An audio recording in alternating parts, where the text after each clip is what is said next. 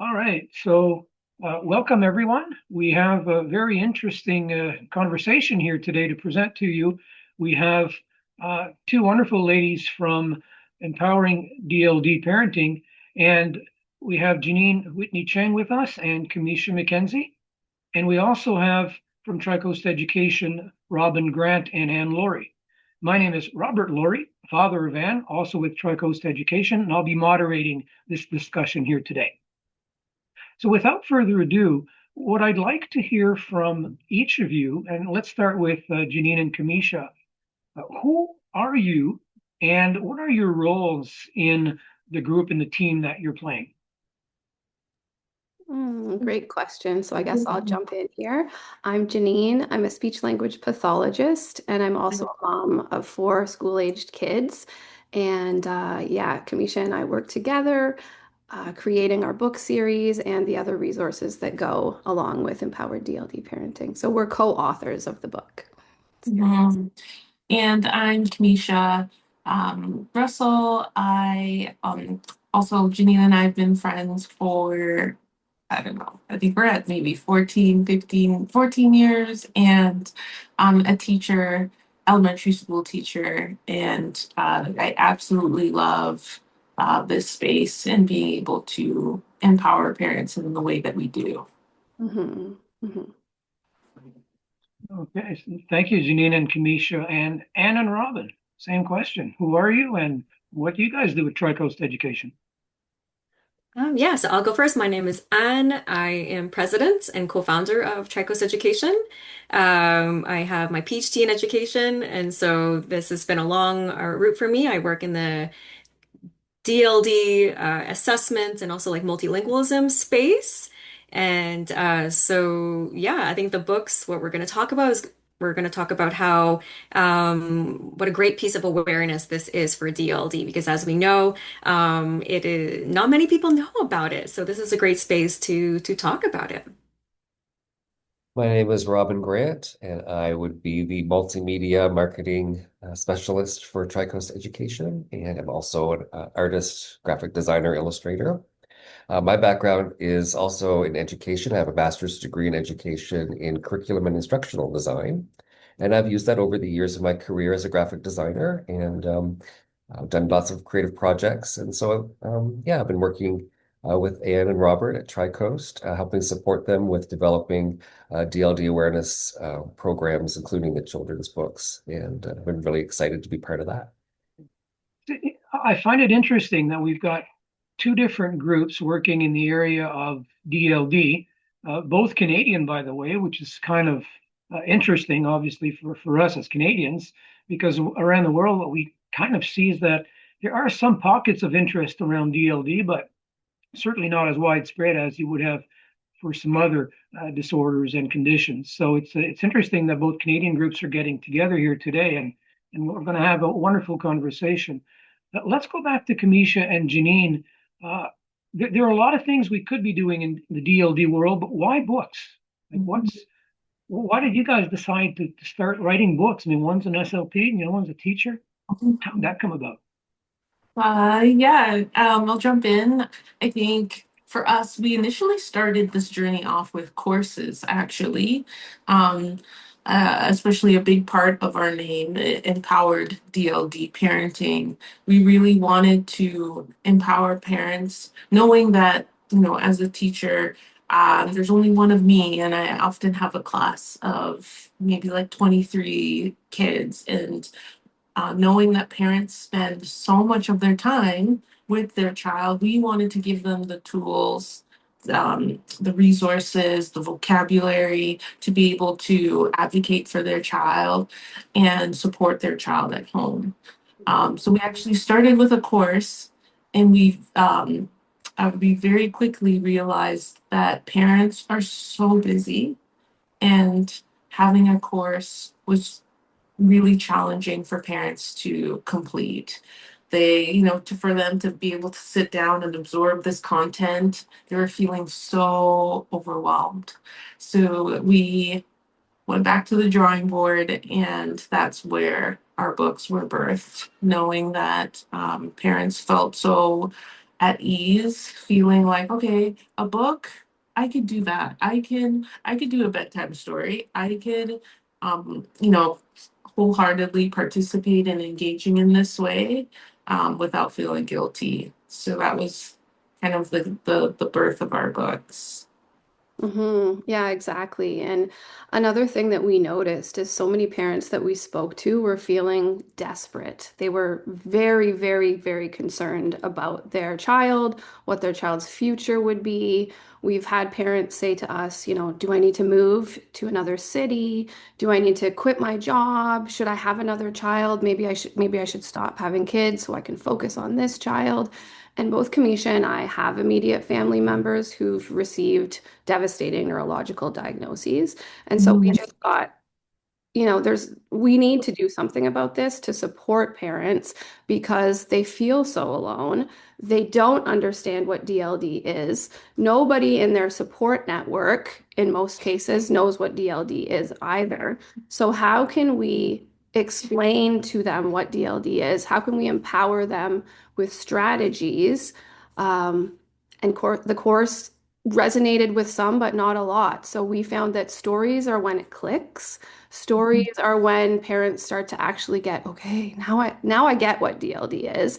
And Mhm. now I don't have to explain it 100 times to my different friends. I can show them the story with a real child in a real situation, struggling with language or executive function skills, and then they get it. Then the teacher gets it because it's exhausting to have that burden of explaining again and again. And to see the kids too struggling in the stories and then using strategies, overcoming some of their challenges, having another setback and overcoming that as well. I think it's also really encouraging for parents to see, okay, there's hope. There's something that I can share with my child's teacher. Now I feel just a little bit more secure or just a little bit more able to take the next step. Yeah, that's great. That certainly justifies the book series for sure. Anne and Robin, what happened to TRICOAST to give birth to these books called Yeah, TRICOAST Adventures? Where'd that come from? that's right. Well, I would say it kind of started with Trico's education. We were an assessment company. During my PhD, I developed a language assessment that could help identify children who are at risk for DLD, particularly in bilingual and multilingual children, which is a great need. And so after I developed the assessment and we created TriCoast to get it in the hands of people who would need it the most, we're talking schools or private speech language pathologists. But I started talking to people about DLD. Everyone kind of just looked at me, unless they were SLPs. Everyone kind of just looked at me and said, "Well, what's that? Is it dyslexia?" That's usually what they would say, and I says, "Oh, okay. I think." There's an awareness piece that needs to come in here because I thought everyone knew what DLD was because I was just in that space for so long. Getting out in the real world, I realized, oh no, this is something that needs extra attention. So, if a child is struggling with language, parents and teachers and communities need to know the signs in order to kind of raise those red flags. So, you know what, maybe this child should be referred for assessment, or we should, really help them out. And so it was actually Robin that came up with the whole book idea. So I'll let him speak on that.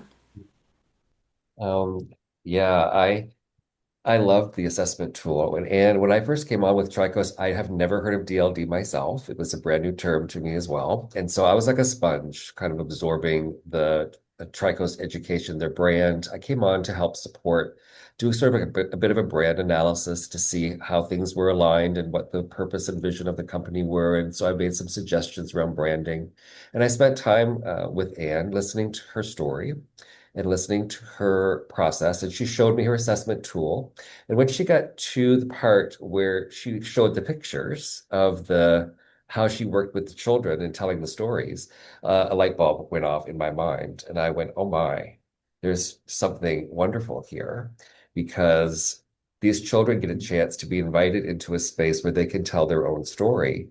And is there a way that we could create a container of stories and characters for all of this experience to go beyond the assessment tool, to help them have kind of step into an ecosystem resources, tools, characters, and stories that they could be involved in long term so that it wouldn't just be a one and done assessment, but it could be an experience that children and families could have within their entire world. And so I'm a visionary thinker, kind of, and I think big picture. And so I just went way, way out into the stratosphere while she was talking, and she had no idea what I was thinking. I was just computing in my brain and just being like, oh, yes, this is tell me more. And so I have this really vivid imagination. I've always had that since a child, and I do a lot of character design in my history and other projects. So I immediately started to like absorb like New Brunswick and nature and New Brunswick related characters potentially in a way to celebrate the Maritimes, celebrate nature, but also integrate education with DLD. And so my mind started just layering all of these different thoughts. And so I drafted a couple of ideas, and then I came to Anne and Robert and I said, would you consider children's books for a DLD awareness campaign? And I think they weren't sure at first because they're like, well, we do assessments. And I'm like, yes, I think that's, and I said, I don't want to take away from your assessment. I want to amplify your voice and I want to amplify your message. And I think this could be a really wonderful way. And I'm a fast worker too. So I think part of the use of AI technology, I'm just going to speak about it. It is something that has allowed me to do a lot of work in a short amount of time. I could have absolutely have illustrated those books by hand, and it would have taken me over a year probably and a large budget to do that. So I said, well, let's just lean into the tools we have available to us and let's just make this thing happen. Let's just do it. Let's just go for it. So I kind of presented probably a win-win scenario maybe to you and showed you lots of different drafts of things. And then we worked together and they embraced my ideas like way beyond my expectation. I mean, it is so integrated into our DNA, and I'm just super excited about all of the things that have transpired in such a short amount of time. And then, of course, learning that there were other DLD books out there was wonderful too, because we're like, wow, there's more amplification of this message. There's more people talking about it. There's more stories out there, more ways to see this experience. And so we were able to grow together. So wonderful to be connected in this way today too. So that's how it came up for me. And did I do okay there? Did I Yeah. relay Yeah, the story? you did it well. Thanks, Robin. I'd like to open up just a little sidebar for Robin, because Robin, you mentioned artificial intelligence and that. Can you very briefly describe the process to arrive at what we currently see in the books? And then we'll go and look at these books. But how do we get to that physically, that process? It's such a great question. And I really feel like that AI is an extension of the creator. And the prompting and the imagination comes from a human being. And what I'm experiencing now is this super amplifier of my creativity and a way to be able to visualize it fast, but also in a dialogue and a communication with like 10 artistic assistants. So I look back in time and I think about what it would be like to be a master artist or sculptor back in the time of the Renaissance and be given like 20 artist assistants, or they called them, there's a word for it, apprentices, to be able to say, we're going to build a beautiful statue. I'm going to show you all the things I want for it. You're going to go carve it out, and then I'm going to come and refine it at the end of the day, and we're going to make this thing beautiful, and you're going to learn at the same time.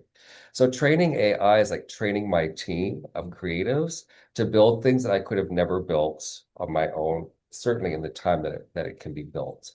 So a lot of my process is in prompting, is in synthesizing complex information. I'm pulling information from TRICOAST. I'm pulling information from my history. I'm integrating things that I know from psychology and the way that I develop characters. I'm integrating what personality types and styles might be appropriate for a character as I'm designing them. I'm pulling all my brain and I'm just using this synthesizing machine to create an output that many people, I think, on the other side, they just don't understand. They see a finished product and they think, oh, well, AI did it, and that's it.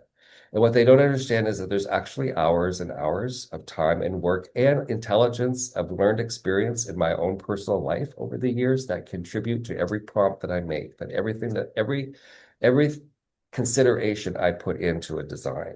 comes from a multi-layered complex web system inside of myself. And that's true, I'm sure, of all of us sitting here.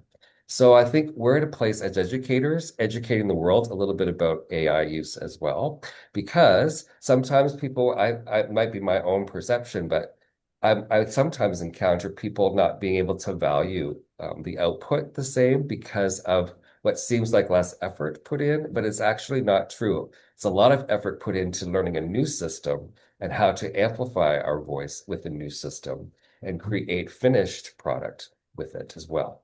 So I spend a lot of time nuancing the details. So I'll draft a concept and then I have to go in and fix it all because AI is, it's AI. So there's like arms and legs sometimes that aren't quite right. And there's some things that need to be tweaked. It's getting better.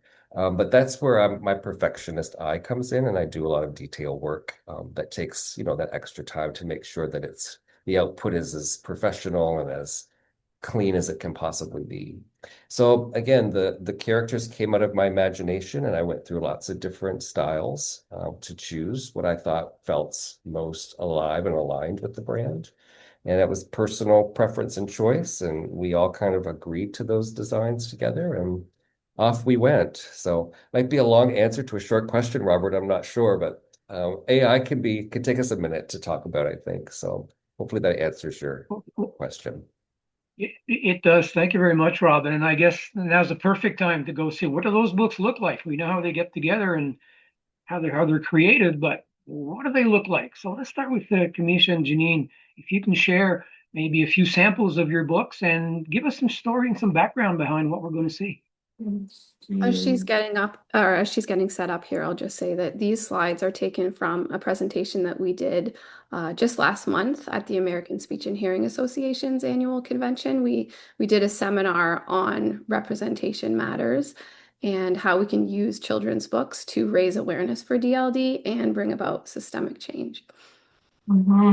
Yeah, so it was so much fun. I feel like in the preparation for it was really intense and exhausting. It took everything out of us, but the end result was great. And Robin, we connect like everything that you were saying in regards to AI. Both Jinean and I are like our eyes were like we're like, oh, we agree. Just the nuances of AI and what we're able to create. We've also been super happy with the journey as well. So we echo your sentiments. So I'll quickly go over the characters and then Jinean will step into the books, but just really briefly, giving you a bird's eye view here that we have Dan and Daria. They are the main characters in our books. Dan has DLD and he also has ADHD signs as well, and he acts out. And Dan is Dan is the boy that gets the attention. He gets the attention from teachers. He gets, and we touch on race as well, and as like a white boy as well, that he gets the resources, he gets the attention, and he's, visibly gets noticed and quickly referred. And then we have Daria that steps into book number 2, and she's a multilingual girl. She speaks Jamaican Creole at home, and she has DLD and social anxiety as well. And for Daria, she goes under the radar because she has pro-social behavior. She's quiet, she's shy, she's sweet, helpful, all the things. Then we have Ming. He's a Chinese boy who he's an English language learner, and he's the type that he gets dismissed as, oh yeah, he's just learning English. He's fine, he'll catch up. And our book series tackles kind of the assessment biases that he experiences.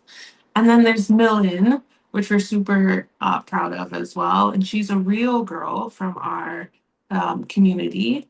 We did a contest, and she was the winner of the contest. And the contest winner got to be featured in our next book. So she did her own yeah. This is an AI version of her, which is great, and got to interview her, and she is really into the arts, and so we kind of created that our fourth story revolving around her.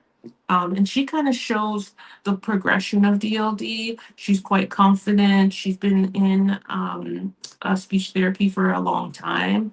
And it kind of shows kind of her ongoing needs, um, like how she navigates masking, how she navigates self advocacy, and so forth. And then so that's them.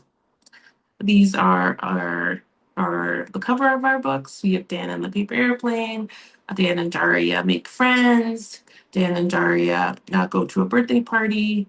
We noticed that a lot of the parents wanted to see our characters not only in a school setting, not only in a home setting, but also wanted to see our characters in a social setting. So at a birthday party.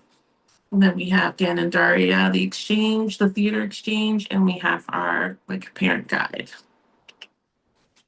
Exactly. And yeah, I'll just also point out that we've had a lot of people in our DLD Facebook community, so that we're super excited that we have thousands of members in there now, parents, speech therapists, teachers, researchers, and we've had so many of them reach out to us and say, we need this in our language. And we've had so many people volunteer to translate. So our books were actually just featured as the main focus of the DLD Awareness Day campaign in Wales, which was really exciting. We just sent a bulk order over to the Czech Republic. So we've got a lot of translations. Our series has been translated into French. We're working on Chinese, just waiting for the proofreading to be done on that, Persian, Arabic, what else? Camesha, Spanish. So yeah, that's been really exciting too. Mhm. So here is part of the first book, Dan and the Paper Airplane. And in this book, we introduce what DLD is. We actually repeat that concept in different words many times throughout this book. And we show Dan struggling academically and socially, and then him going to meet with Miss Lopez, his speech therapist. And we show this light bulb moment on these pages where it really starts to make sense to Dan why he struggles. And that's one thing that we're very passionate about is empowering kids so that they can understand themselves, understand that their brain works differently, understand that they're not a bad person or they're not somebody who isn't smart. They just learn differently. And so when kids start to understand that about themselves, I feel like that builds the foundation that they need to then be able to use their strategies and use their tools. And I've been a speech pathologist for 17 years, and I've noticed over the progression of my career that kids, you can teach them strategies, but if they don't recognize which one works for them, or if they don't know how to initiate using that in a different context, they're not going to actually use the strategies. So we wanted to really show role models of that in our story. Let's jump over to the next one. And then in this one, Dan and Daria make friends. We, like Camesha said, wanted to show how DLD can manifest differently. So some kids, their DLD results in a lot of impulsivity, explosive behavior, getting in trouble, and then other kids tend to withdraw or struggle internally. So we're showing Daria who her story deserves to be told and her challenges deserve to be recognized. But like Camesha said, very often she's the type of kid that gets missed. So here we show Daria on a play date with Dan, and she starts to share a great idea that she has for an art project that they're working on. Because Dan's a paper airplane making expert, Daria is very good at painting and other aspects of art. So she starts to share. She says, "Hey Dan, I have an idea. Let's, um, well, we could." Oh, never mind, I forget. She stumbles. And so in this one, we wanted to show that kids with DLD might have word finding difficulty. They may have difficulty with processing their sentences, putting them all together, putting all the words together, but they deserve support, right? We don't want to just brush them aside and think, oh, she was just shy or she was just quiet. We want to recognize, no, in this case, in this situation, she's struggling with language too. And so she deserves to get support. And we also want to show a friend with DLD. So it's a very beautiful moment for these two when they realize that they both have DLD and they can connect over that, realize that you can't see DLD and that it can show up differently for different kids, but that it's actually way more common than we had realized.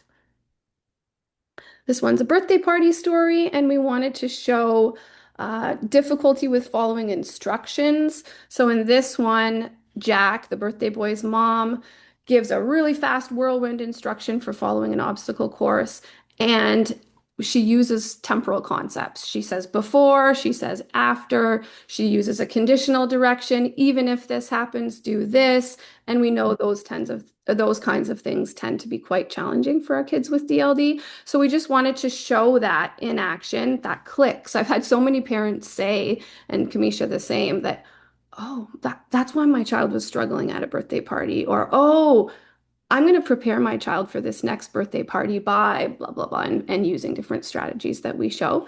And then we also wanted to show Dan's progression. So this is the third book in the series, and Dan has developed a lot of skills to be able to self-regulate. So in this one, we see him remembering what Ms. Lopez, his speech therapist, said to him and using his strategies so that even though he's frustrated by the language challenges, even though his friends are frustrated with him because he's messing up the game, he's able to calm himself down.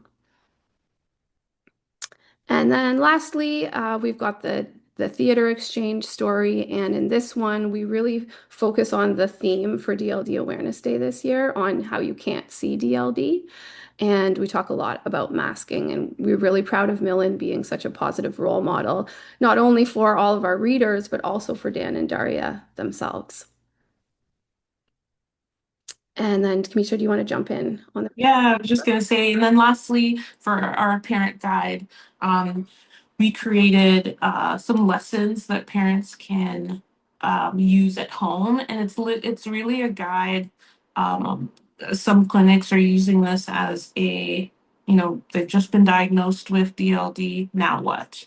How do I navigate this journey? So the parent guide takes them through this kind of beautiful process of like lesson one. They're just talking about celebrating who they are, celebrating these the things that they are great at. And then lesson two kind of goes into, okay, now let's like break down what are some of the challenges that we have, and like, let mommy and daddy start first, and like they share like something that, man, that they were really working on, and then it kind of opens the door for their child to share. And it's just, yeah, it's like a really the parents have shared with us that it is this like gentle, beautiful awareness journey that we take them on. So that's kind of us, and we've been having a great time kind of in hearing from the parents on how our books have resonated with them. Yeah, not only them too, but also there's the siblings of the kids who have DLD. So it starts to make a lot more sense to them too when they see the challenges in a story context like that.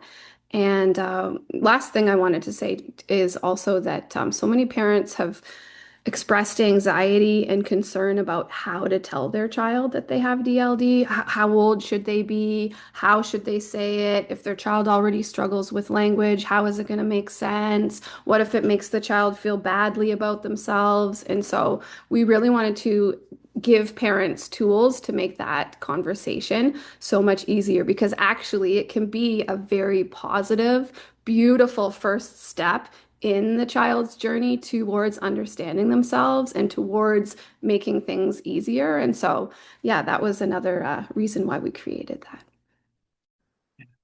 Well, thank you so much for that overview of your books, but not only what they look like, but probably more importantly, the reasoning behind it, the science behind it, the intentionality of the stories and the action that happens in there. I hope people are starting to realize that there's a lot more to write a book than just sitting down and drawing pictures and throwing a few words underneath them. There's a lot of thought involved, and clearly that was very well highlighted by what you just presented. Thank you so much. Anne and Robin, what do these TRICOAST Adventures books look like? And what's in there? Yeah, sure. So I'm going to share my screen. And I just wanted to highlight this picture here with that has our three main characters. Robin, you can jump in and talk about the characters and the complexity of the characters. Then I'll jump into the books if you want. Sure. These characters are kind of costumed, I would say, based on nature inspiration. So the first character was Drew Dandelion, and I was thinking about his name. I was thinking about a kind of a fun and clever way to say DLD, so I named him Drew L. Dandelion because it's just like a little cute mnemonic. And I thought I loved dandelions as a kid. What would it be like to create a character that kind of was like in nature and connected to nature, and the way that he dressed in his style was like a dandelion. And that's really the inspiration from my own personal history that informed the creation of the first character. And then as I was thinking about other maybe Canadian inspired or nature inspired characters, the second character was Lily. And then the third character, she's a ladybug. And again, love little nature creatures and insects, and little children love to explore the forest and think about forest characters and creatures. And then Sammy Salmon is the third character, and again wanted to create different water elements, sky elements, earth elements, and thinking about all the ways to inform a character's design. And I have a history in my background of studying psychology and working in what's called the Enneagram of personality. And I'm not sure if you've ever heard of the Enneagram, but I'm trained in that system. And so I think about archetypally how characters might be in the world and what kind of concerns them. And so I apply some of that thinking when I think about, well, this character, maybe Sammy Salmon is more of a peacemaker and super quiet and not quite able to use his voice just because his personality is much more harmonizing. So that's a little bit of an embedded character design for him. And then Lily is more kind of a questioner type. She's a little bit more unsure and not as trusting of herself, maybe in situations. And so she's navigating sometimes a little bit of that inside of herself too. So we think about her in that context, or I do. And then Drew is sort of like the artist, creative little character who's using his art and creativity to help amplify and use his voice. And in his story reflects a little bit of that too. So that's how I think about character design and when I'm building them. And then Anne and our speech language pathologist that I know Anne will reference really build in the language learning elements to provide them with the story anchoring and the driver through their experience. We have more characters that we don't have here because we have like a tri-coast east, a tri-coast north, and a tri-coast west that we want to build in the future because tri-coast is brand is the three coasts, talking about diversity and inclusion of all of Canada. So in my mind, when I think about our books and our series, I think about Canada also as being sort of the foundation of the stories, and informs a little bit about how we think about their their background and inviting children to celebrate their country and their nature and to explore it and be proud of it. And so that's where inspired their design. Thank you, Robin, for talking about the kind of the behind the personalities behind the characters. When you brought that to me, it made this creating or writing these stories a lot easier because we can talk about character development. We can talk about difficulties coming from different personalities. You know, these three characters, they have DLD, different facets of DLD. But however, just because you have DLD, it's going to be expressed in a different way because every child is unique. And that's what we wanted to really bring out in these books is to have that personality behind it. And so yes, we have Lily, Drew, and Sammy. And so right now we have two books that are out. The first one was Drew and the Magic Pencil. Drew's DLD, it's more on the expressive side. He has these difficulties getting his words out in a way that he wants them to. And that makes him a little nervous because in the story, he has to tell a story at a forest festival. And he knows he has that difficulty. The other side, kind of, call it the other side of the coin, Lily is more on the comprehension side, the receptive side, where she has difficulty following directions. The forest friends are supposed to plant some trees to help make the forest grow for years to come, but the steps get very mixed up, and then Lily is accused of not listening. And we know a lot of children who they might do the wrong thing. They can be accused of not listening when they're trying really, really hard. And so we wanted to highlight that in that book. So kind of to talk a little bit more in depth about those two difficulties. So for Drew, for example, he tried telling his story by Sammy's stream. Dragonfly go, he find Drew's words were stuck. They were nothing like the big story in his head. They know what they want to say. It's like they're not getting there. And they know it too. Versus Lily. Lily called her friend Maya, want to help me? Before you dig the hole, mark the spot with a twig. Lily's forehead wrinkled. She heard the words, but what came first? Digging a hole or marking a spot? First step should be, and she starts getting nervous. What I wanted to do in these books, I think I always have my educator hat on. And how can we help these children? And also if there's an adult reading with them, how can they help? So each book has a mantra that the adult can work with with the child, and we wanted something that they could remember, they can repeat even after they read the book. So for Drew, we have breathe, wait, take your time. The words will come. They'll be just fine. So it gives the child that reassurance that, you know what, as long as you try, that's what matters. It's going to work out. And also, we know that having DLD can be frustrating sometimes. If you know what you want to say that's not coming out, that can build frustration in you. So we want to teach the children, you know what? Let's start by breathing. Let's take a step back. Let's take a deep breath and then start. Because we know if children aren't regulated, they're not going to be able to learn. So that's when we start with let's breathe, let's wait, and take your time. Then we can begin. Versus Lily, because she has trouble following directions. In each story, we have little Oliver the Wise Owl. He always comes in, gives a little piece of advice. He's the one who gives the mantra and a little sprinkles a little magic, and then he kind of disappears and lets the children practice and reach their goal. So for this second book, we have Oliver giving Lily's advice is when the steps feel tricky, do these three. 1, ask for help. 2, take your time. 3, number the steps and you'll do just fine. This mantra kind of felt a little personal to me. I always think back when I was a young kid, I never advocated for myself ever. I was that really, really quiet, shy child who, if I didn't understand, I just thought I was stupid.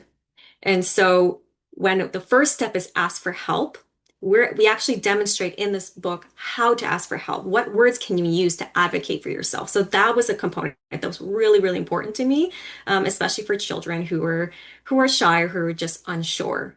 And so the next one is the tool. When we worked alongside the speech language pathologist, Karen, she said, let's make these books really relevant for therapy as well. And let's use tools and strategies that are actually used in therapy. So for Drew, because he struggles getting the words out, he finds this magic pencil and realizes that, oh, I can draw really well with this. Let's use my drawings. And then together with my drawings and the way that I tell my stories, I'm going to get my story out in a way that suits me. And so we want to teach children that it's okay to use accommodations, and it's just a way for your creativity to build language, to build your artistry, and you'll get your message out. Versus Lily, she's given a magic notebook. So this is where she learns how to write the steps in order to help organize her thoughts. And then Along with the tool comes with the strategy. So Drew, when he realizes, oh wow, my drawings are really, really nice, and I think people are starting to understand me. And along with practicing with his friends, we see that in the book. You can see his confidence begin to grow with the book. As for Lily, alongside the book, when she learns how to advocate for herself and then listing the steps in order, she uses that in different contexts. So, like I said earlier in the book, they learn how to plant trees in the right order. And so, yes, that's kind of her strategy is writing down the steps, not assuming you're going to remember them, but writing them down. And as I said earlier, it's all about self-regulation with Drew's mantra and also the pencil that glows when he breathes in and dims when he breathes out. That helps with self-regulation as well. With Lily, part of the book where she, for the first time, she has to ask for help. She goes, okay, she took a deep breath, gathered her courage, and asked, Oliver, would you time you can see her actually advocating for herself, saying, I need to understand. And so that was something that was really important. But, take a deep breath first. And at the end of the book, we say, okay, the story's done, everything is all nice, but I wanted to keep that reinforcement going. So there's a call to action at the end of each book. So with Drew, because we talked about drawing, we're asking the child to write or draw a story and then tell that story to your family and friends. They're going to love it from the beginning to the end. And then Lily, we kind of give 2 pages of that looks like a notebook. But basically says, is there something that you like to do? List the steps to guide you through. So whether it's baking cookies, getting dressed in the morning, something that you can learn those strategies and keep that reinforcement going in your daily lives.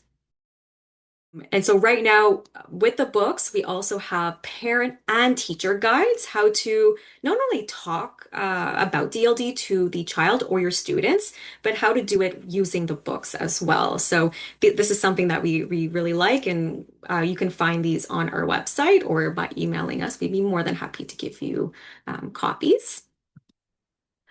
Our books are all in English, French, and Spanish, and we also have Chinese for the first one as well. As you can see, the third one, Sammy and the Magic Stones, is our third one that's going to come out in about January, so very excited about that.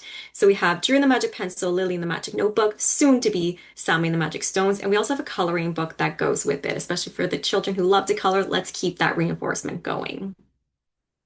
Okay, thank you, Anne. So basically, you touched on a lot of things that, in terms of a recap, or as we wind down this interesting conversation, I'll go back to Jinean and Camesha and maybe give you an opportunity to continue that conversation about how do you see your books being used by parents, children's SLPs? You touched on that, but are there other ways, maybe more direct, more strategic, that maybe you want to add here? Sure, yeah. So I know I use these books and the other resources that go along with them. I use them in speech therapy all the time. I also have sent them into my kids' schools, and I've heard from so many parents that they love reading them before bed, or if they notice that their child has had a particular challenge, they like to show a challenge that Dan or Daria had in the story, and then that seems to open up the safety or helps the child feel more comfortable to share something vulnerable. We also have glossaries in the back of all the books that lots of SLPs at the ASHA conference were commenting on, because we want to show not only the new words that the children can learn from the story, but we also want to show context clues. So what was the context that you found that word in? What are some synonyms that go with that word? What is an image that's associated with that word? And we also provide an opportunity to use that word in a sentence. So as an SLP myself, any goal that I have with a child, whether it's a feature of grammar, if the child's working on past tense, whether they're learning how to tell a story, whether they're learning how to compare and contrast, almost any language goal that you have for a child, you can incorporate the stories when you're working on that. So not only does the child have a very motivating and realistic context to learn, and we know from research that developing the story element understanding, that is a very, very solid foundation that is needed in order to then learn words effectively to build up that vocabulary. So you can really use the stories for any therapy goal that you have with the child. And then we've also created quite a few posters that are character themed that you can use in therapy as well. So here are Dan and Daria's top word finding tips for our kids with DLD who struggle with word finding. Here are their top self-advocacy tips. Or we've had parents ask us, can Dan and Daria show my child how to join in a conversation? So we have a poster for that that lists out the different steps. And then we've also developed an animated podcast that goes with this. So my voice is starting to go. Camesha, why don't you jump in and tell about that? Yeah, before the podcast, I also wanted to mention, I think as a educator, it helps create, there's a huge empathy piece that can be added in the classroom, whether it's like a carpet read aloud or having, we on our website, we offer teachers and SLPs discussion questions, activities. Literally, they could kind of print it off and have it used as a read aloud or centers. And oftentimes, teachers have shared that for them, the light bulb clicked within like different friendship groups that they were able to realize like, oh, wow, this is why, so and so has this reaction, or so it really, um, yeah, it really has this beautiful air of like empathy that the students walk away with. So in the classroom. And I think Jinean just touched on the animated piece. My husband took the characters and then kind of started with AI, Robin? AI was able to animate those characters for some of our older students that enjoyed not only reading, but to be able to, they almost feel like they're a fly in the wall and seeing two characters with their podcast headphones on, talking about, in a 3-minute clip, talking about their experience at recess or how they felt after they missed a joke from a group of friends. So yeah, those are some additional ways that we've been using our books. Yeah, I that's been one of the most amazing pieces of feedback that we've been getting is even, parents buying the books for children who don't even have DLD. And then the children are like, oh, now I get it. There was one child that told their mom and said, you know what, there's a kid that speaks like Drew in my class. I thought he was just weird. I didn't know it was DLD. Like that's amazing right there. It's kind of like why we created the books in the first place, right? To create that awareness, build that empathy so everyone can understand and everyone's works together. So yeah, I just wanted to add that little piece in there. I'll also say too, we are animating as well. And so we have started that process too, because it all lends itself, just like you say, we can create a lot of campaigns, educational awareness campaigns with animation and animating characters. And that's what you're doing. And that's right in alignment with what we're doing as well. I have this crazy vision. I don't know if it's crazy. I have this vision of maybe this exists somewhere in Canada, but is there like a network where educational programs all live? Remember like when we were kids or when I was a kid, I'm dating myself. I loved Mr. Dress Up and I loved Sesame Street and I loved educational programming. And Canada, of course, is known for its, focus on education and the way that we operate and our cultural values.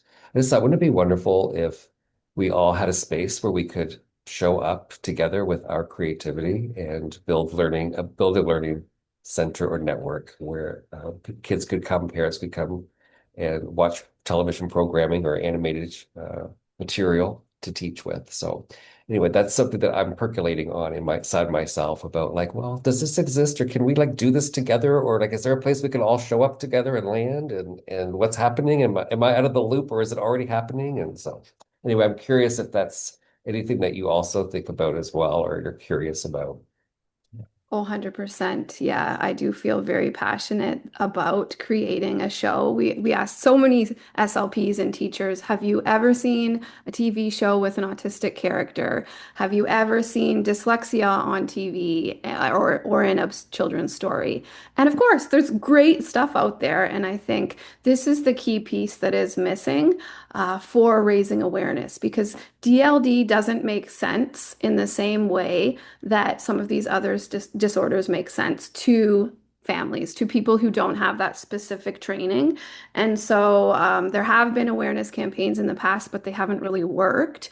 And I think that getting a TV show out there, that's definitely something that we've talked about quite a few times, right, Camesha? I think that is a hugely important piece of this puzzle. And so, yeah, we'll have to continue this conversation because we're definitely on the same wavelength here. Mhm. That sounds great. Camesha and Jinean, you've touched on a few points that we were going to touch on. And just to kind of recap, you've talked about how the books can be used by parents and speech language pathologists in a variety of areas and environments. You've talked about the feedback, always very positive and encouraging, of course, and some of the resources you've attached. Anne and Robin, can you kind of recap those three things? What happens in those three areas with TRICOAST education? What are people saying about all the work that you're doing? Yeah, I think one of the great thing is when you get it, you get it. Sometimes it takes a little bit of time to explain the book and DLD, but it's like a light bulb that goes off. They're like, oh, of course, they can start naming, if they're a teacher, they can start naming some students that they had in the past, or parents be like, oh, my child's friend, that's kind of like them. And so it grabs them immediately. And with the books, it's like, well, okay, like I want to learn more. And so that's kind of one of the reasons some of the adults will buy the book because they want to learn more as well. Um, some of the pieces of feedback that we've been getting, for example, one little girl, she sees herself so much in Lily, to the point where for the first time, she just got diagnosed with DLD about 8 months prior.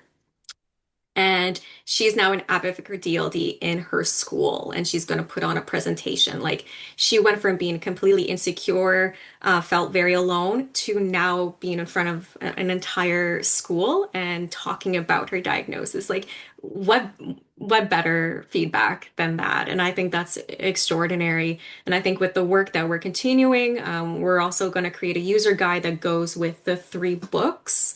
We're going to put that and package it together.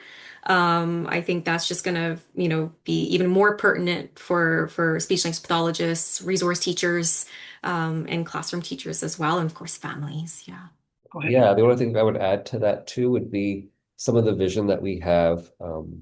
And this isn't about feedback, Robert, your question, but this would be a bit more in alignment with probably our ecosystem and our vision too, which our SLP, we worked with her and talked about what it would be like to have some tangible objects that children can work with. So like in our stories, we have purple magic, and purple magic represents the learning potential of every child. And so we have that thematically through our books.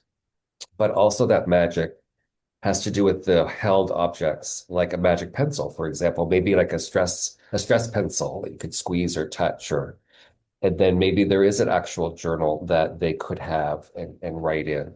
And maybe there is a tactile doll that represents the character that they can hold or cuddle to as part of their self-regulation exercise as they're learning how to navigate the learning challenges. And so we're really looking at how to leverage like the worlds that we're building to be creative and lean into lots of different ways to interact with children and families. And so that's something that's probably on the horizon too, with all of the other things going on. So we're excited about all the possibilities and what's next to come. Well, I think based on today's conversation, I think we're all excited about what we're doing collectively in the world of DLD. There's been so much positive change in the last year or two in that space that time will tell where it lands, but there's very many things going on, a lot of it led by us in Canada. It's kind of weird to say, but it is what it is. I mean, we're we're right at the forefront, and hopefully people around the world can chime in, follow us, take the lead on us. Hey, go for it. It's all good for the kids, and that's what we want ultimately. Jinean, Camesha, Rob, and Anne, thank you so much for your time today. It's been a wonderful conversation, and we invite everybody to not only re-listen to this discussion, but also share the link with your friends. I'm sure that the more people see it, the more they'll be enthused by what we're doing and the cause. Thank you very much, and have a great day.